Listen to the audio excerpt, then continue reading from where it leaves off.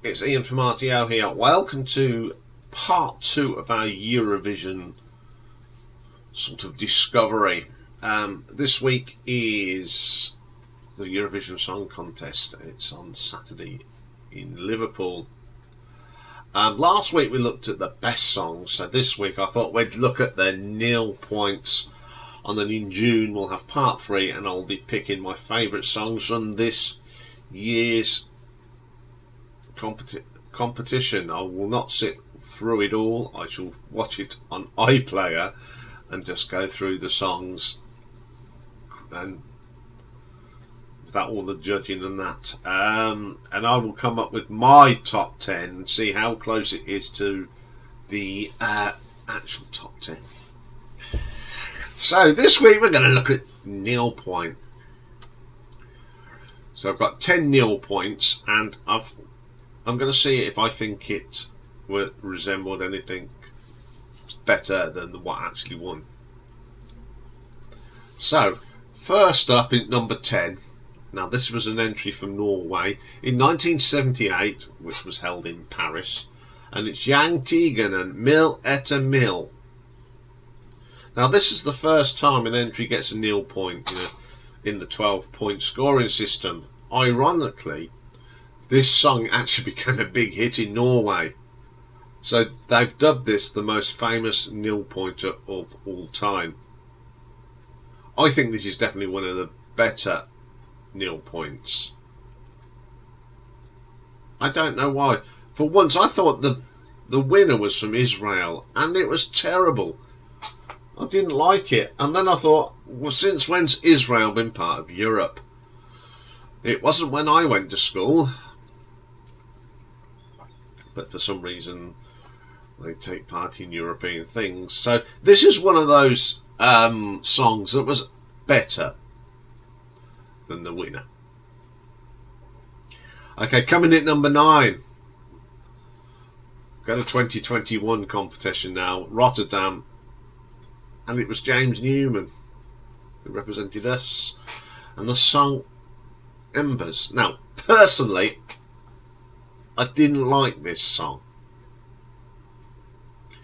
but I don't think it deserved Nil Point. This was just a very political voting, I'm afraid. See, the winner was Italian, Zeb It Bonnie, with a song called Mainskin. Yes, I think it was better.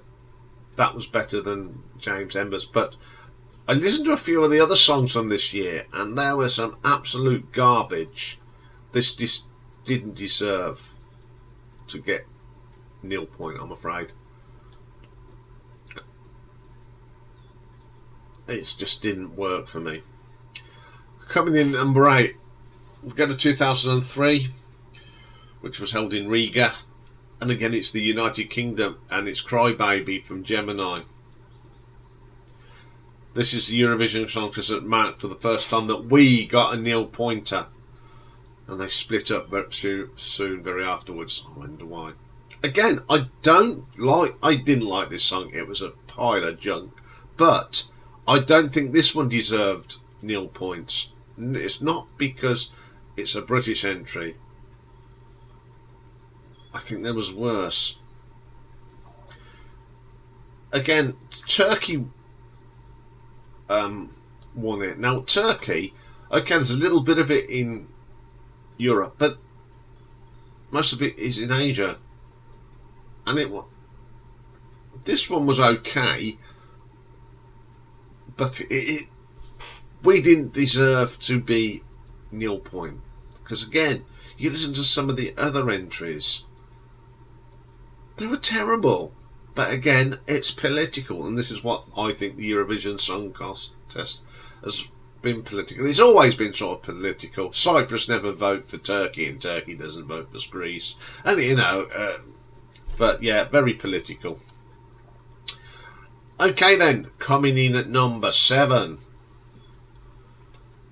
held in Vienna in 2015, and this is I Am Yours by the Mates. It was the first time in 12 years that a host country received Nil Point at the final. Bit bad. Now this certainly didn't deserve a Nil Point. It's got a lovely melody, a great vocal. I just don't understand why this didn't get any points. Now the winner that year was Mans Lauslo. I think he was from Sweden. It was a dance track. He was singing to a backing tape. It was boring, plastic.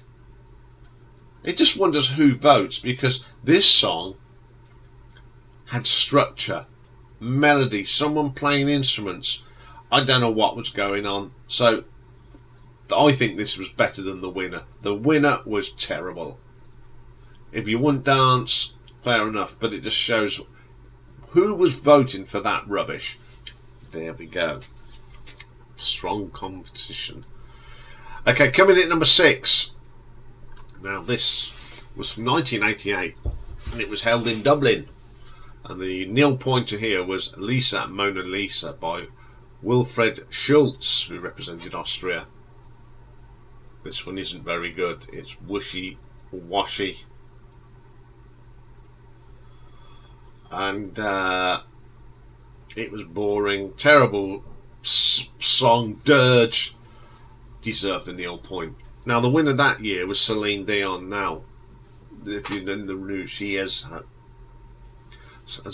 tragic news. She's got this disease that she can't sing anymore, which is absolutely devastating for her. Now, I'm not a big fan of Celine Dion, but I do feel for her. Now, here's a good one. She's in, when you look her up, she's a French Canadian singer, but she was representing Switzerland. Where's the connection? Poaching people. Was it a good song? It was alright. Not a great fan of her, so but it was certainly the best. It deserved to win that year.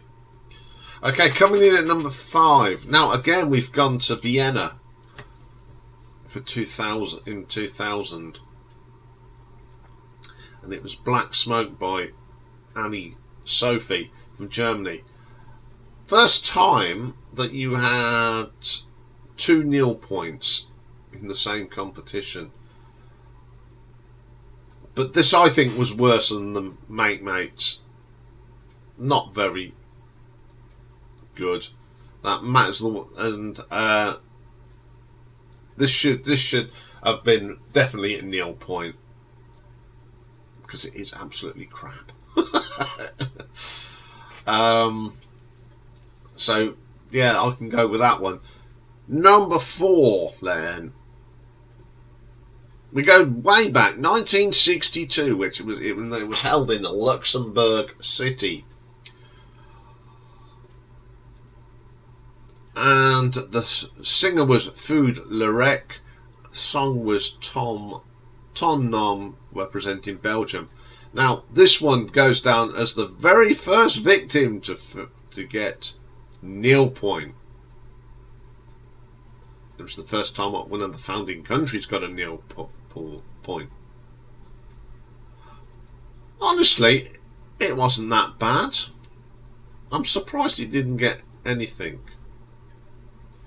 But the winner was Un Premier Amour by Isabelle Aubret, and that was a nice song. So I don't understand. This was a sort of, this should have been a bit higher. So I don't know. The voting, I don't know how they do it. It's ridiculous. Okay then. Number 3. This was held in Munich in 1983. And it was set in Alp and the short waves and the song opera. This was the first time that saw a new voting system and that two countries shared the Nil point again. Yeah, this song's really bad. I think it was about 20 years too late. It would have sounded probably better in the 1963 version. It's so dated, not very good. Flat as a pancake, yodely. Whoa, not good at all. One of the worst ones I've ever heard. But then again, this year was bad because the winner was C'est la vie cadeau, Corinne Hens. Oh, God. Talk about a strangled cat. Very bad year for Eurovision 1983, because I've heard quite a lot of them. Yes, I've been sort of going through them. I've had a lot of fun, and some of them have been absolutely shocking from 1983. And this is probably one of the worst winners ever.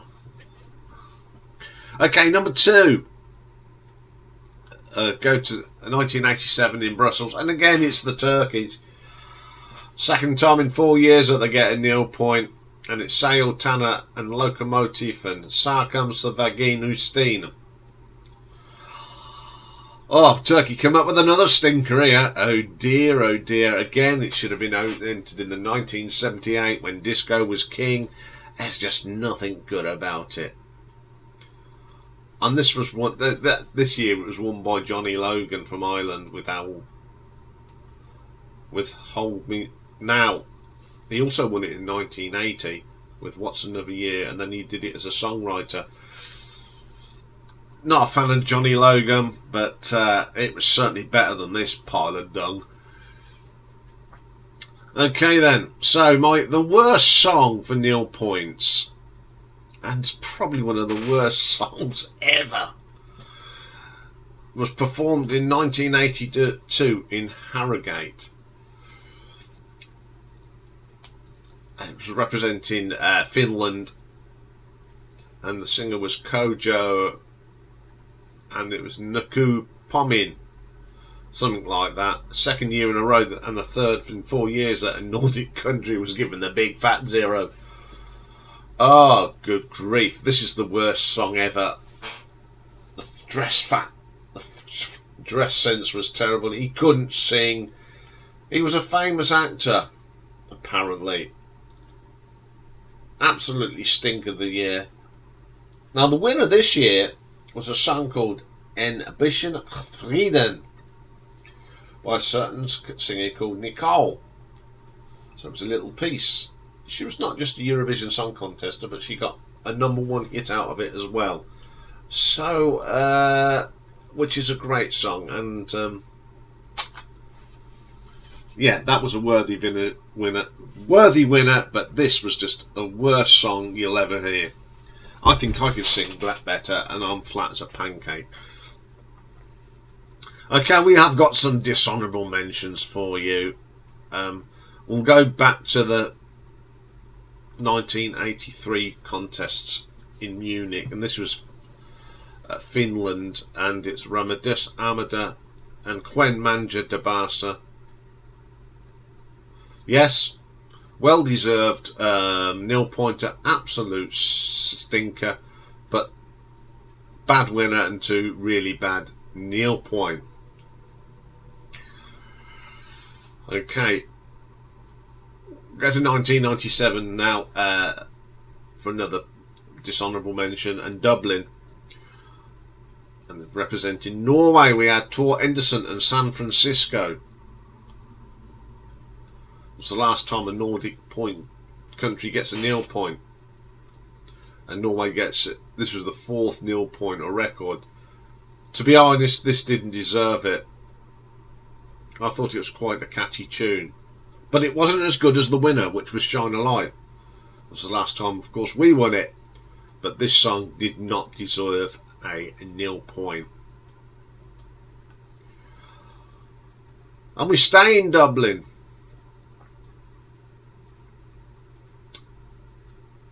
for 1997. This was Portugal's entry, and it was Celia Lawson and Antes Desadu.